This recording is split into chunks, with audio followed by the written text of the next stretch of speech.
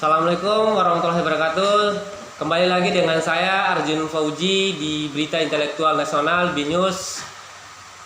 Sore hari ini dan kali ini saya kedatangan tamu spesial, Bang Rafikur Rahman yang biasa disapa Guru TOI, dan beliau seorang politikus dan pengamat kebijakan.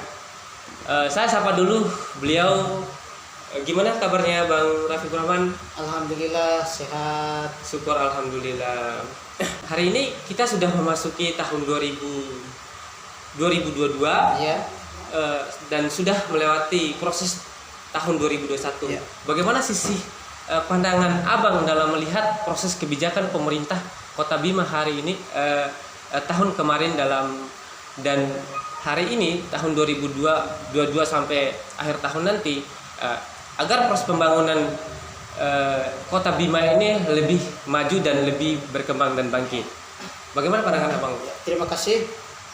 Ya, kita harus mengakui yang pertama bahwa proses selama tahun 2021 ini yang dilakukan oleh khususnya pemerintah Kota Bima dalam pembangunan fisik, ya alhamdulillah sudah memadai. Tapi di satu sisi banyak PR yang harus segera diselesaikan, yaitu yang pertama perbaikan sistem birokrasi, yang kedua pembukaan lapangan pekerjaan, yang ketiga untuk pemenuhan beberapa kebutuhan hajat masyarakat khususnya di Kecamatan Nasional Barat, yaitu tentang masalah krisis air bersih.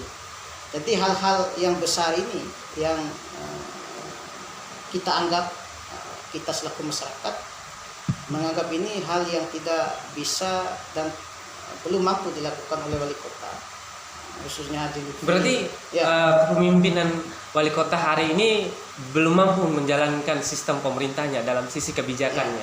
Dilihat berbagai realitas dengan visi misi janji politik beliau tahun 2018 dan sudah menjabat seorang pemimpin Kota Bima hari ini, dari berbagai keresahan masyarakat yang dilihat dari seorang pengamat kebijakan dan seorang politikus, itu masih kurang Bang ya, atau gagal dan sebagainya. Dalam ekspektasi saya, perbaikan sistem birokrasi ini yang lebih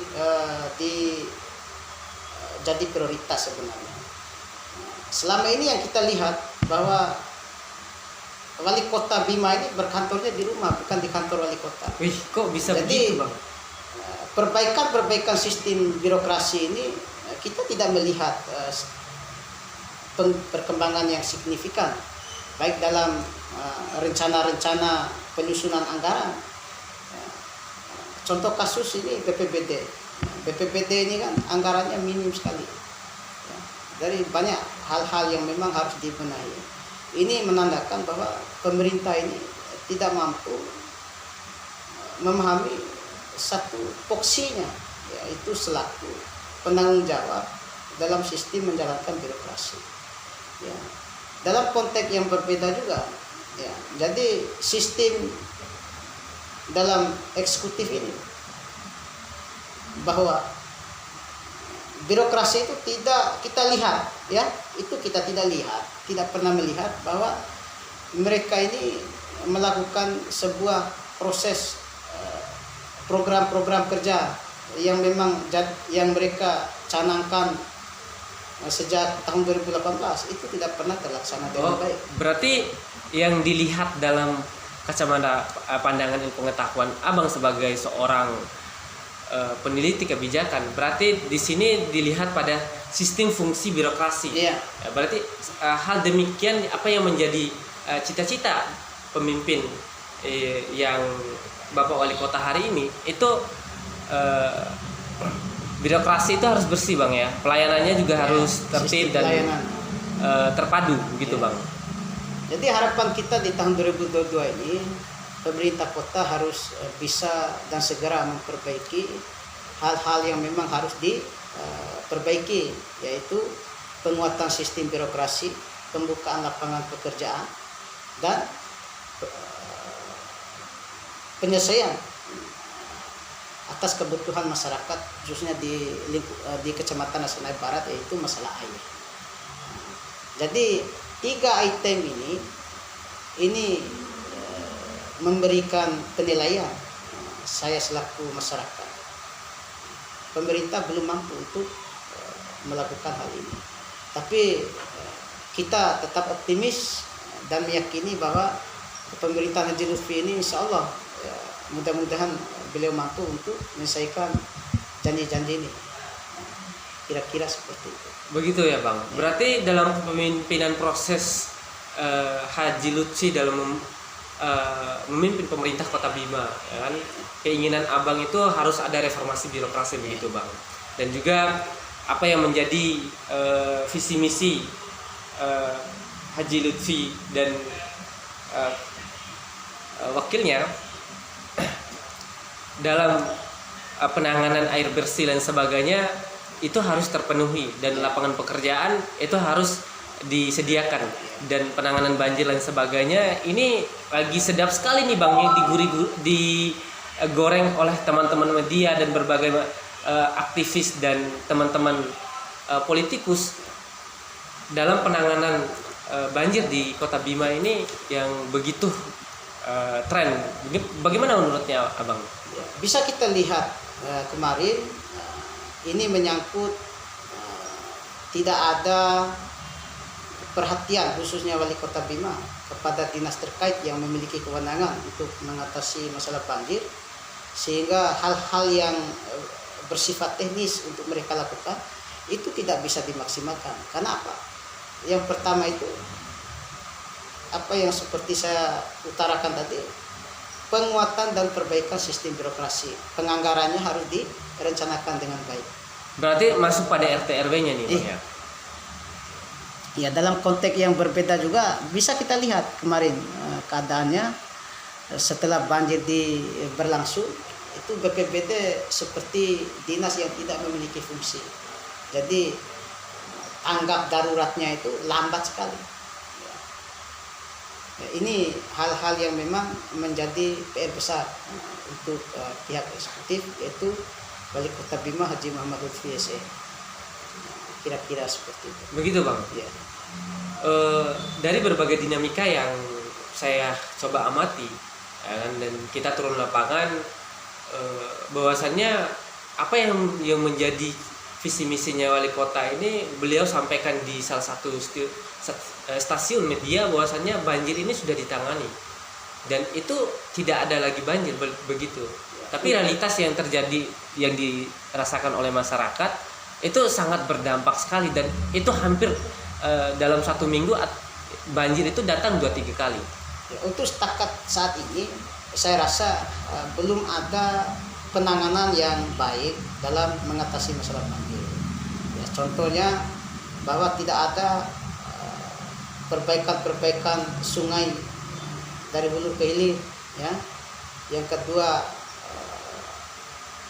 kebersihan saluran-saluran drainase ini yang kita lihat itu tidak baik secara konstruksi, bahkan pelaksanaannya juga tidak diawasi dengan baik, sehingga hal-hal yang demikian itu menjadi catatan khusus untuk pemerintah sendiri. Begitu Bang. Ya. Dalam pengamatan Ya. Abang dalam melihat proses sisi kebijakan penanganan banjir, Yang paling besar itu adalah perbaikan sistem birokrasi. Ya, jadi mereka ini harus dioptimalkan. Ya, jadi mereka punya tanggung jawab. Pertama, wali kota harus menginstruksikan kepada birokrasinya untuk menyusun beberapa program strategis sehingga menunjang apa yang menjadi rencana-rencana strategis pembangunan di tahun 2022 mendatang. Mungkin itu. begitu Saya Bang. rasa.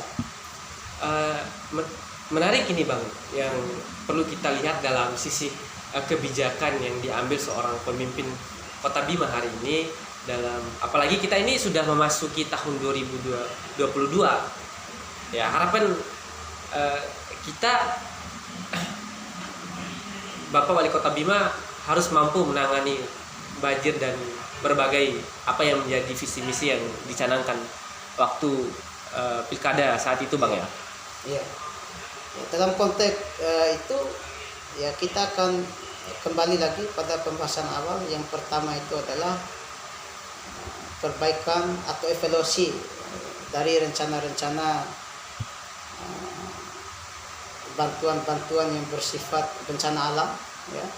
Hal itu memang sudah dilakukan tapi belum efektif, ya.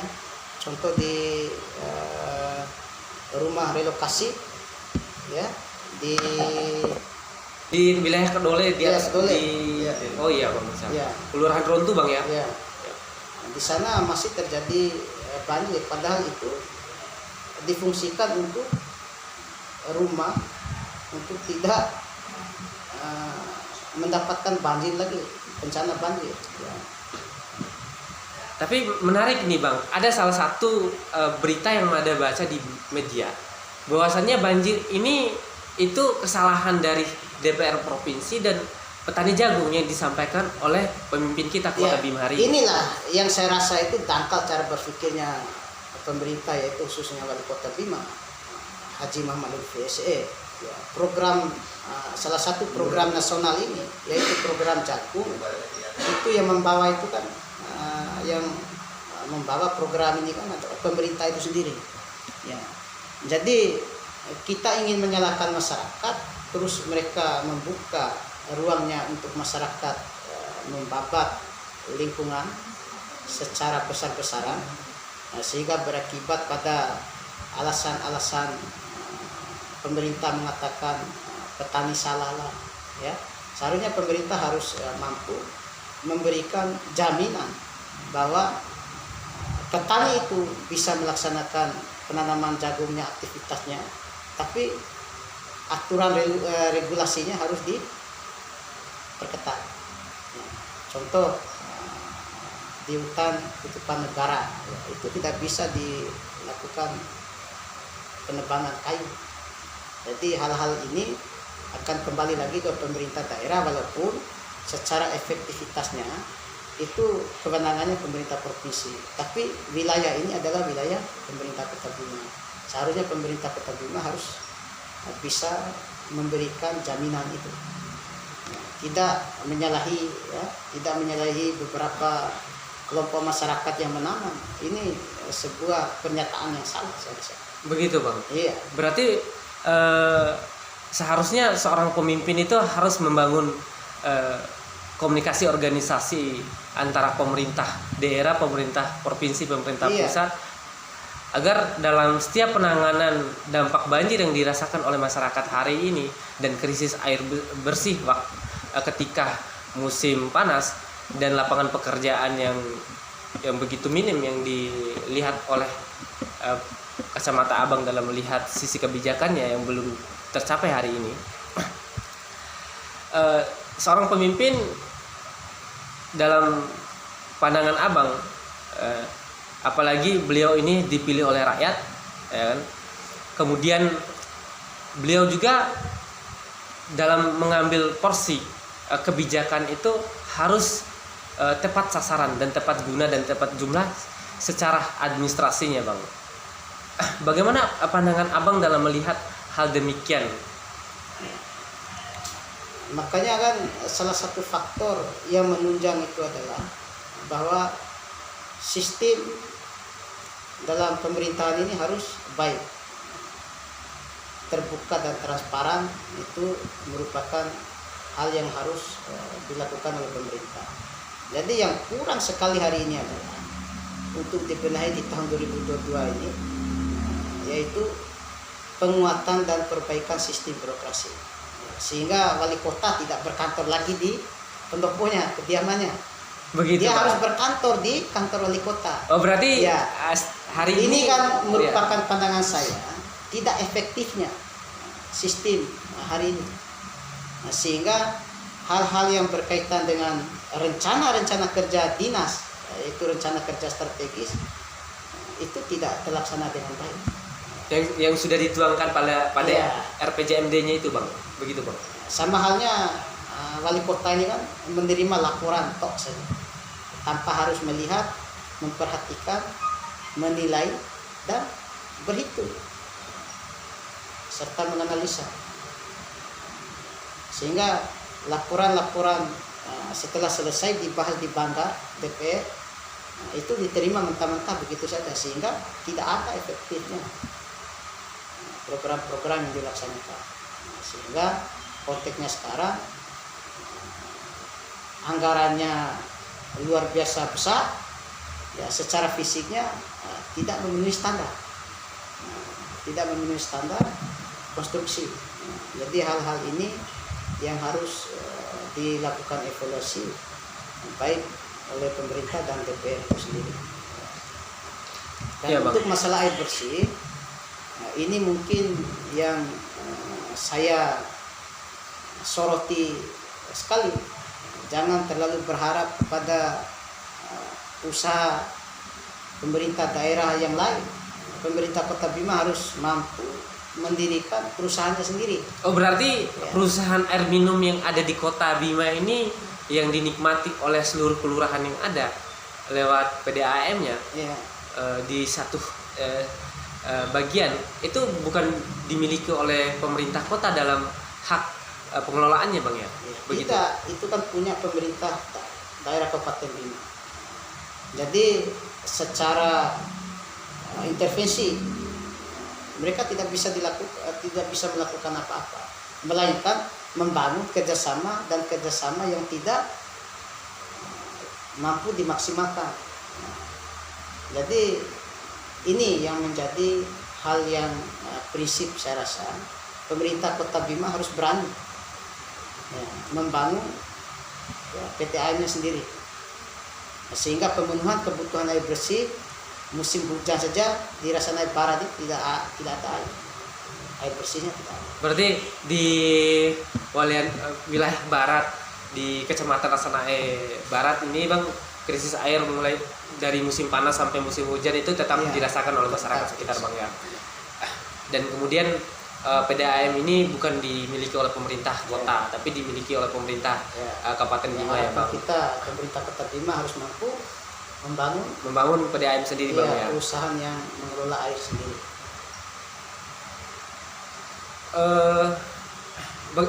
Bagaimana masukan dan solusi menurut Abang untuk hal demikian? Saya hanya memberikan masukan kepada pemerintah, yaitu poinnya ada 3. Iya, Bang. Yang pertama, yang paling besar itu adalah perbaikan sistem birokrasi. Bagaimana kantor wali kota itu dimanfaatkan sebagaimana mestinya. Iya, Bang. Yang kedua, pembukaan akses lapangan pekerjaan secara besar-besaran.